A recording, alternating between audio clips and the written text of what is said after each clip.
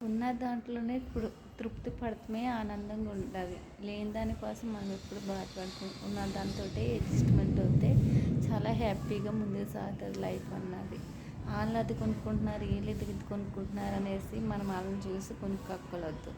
ఉన్నది ఒక్క చీర అయినా సరే, 2 చీరలు అయినా సరే దాంతో ఉండొచ్చు. కానీ వాళ్ళది కొనుక్కుంటున్నారు, వీళ్ళు కొనుక్కుంటున్నారు గొప్పలకి వెళ్ళి మనము ఎక్కువ కొనుక్కోకూడదు. ఉన్న దాంట్లోనే రూపాయిదైనా, రూపాయిదైనా కొనుక్కుని ఆనందం పొందుతూనే మనకి ఆనందం ఇస్తుంది, నిజమైన ఆనందం.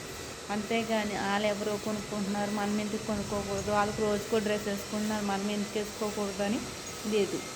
ఓకేనండి, అది ఉన్న దాంట్లోనే తృప్తి పడితేనే అదో హ్యాపీ. పెదాలకి మనం లిప్స్టిక్ వేస్తాం కదా, ఆ లిప్స్టిక్ వేసుకున్నప్పుడే అందంగా ఉంటాయి ఆ పెదాలు. కానీ తీసేసాక లిప్స్టిక్ మనం తీసేసుకున్నాక బ్లాక్గా వచ్చేసి మళ్ళీ గీతల కింద వాడతారు చాలామంది. వాళ్ళు వాడుతున్నారు కదా, వీళ్ళు వాడుతున్నారు కదా లిప్స్టిక్, మనం ఎందుకు వాడకూడదు అనుకుంటున్నారు.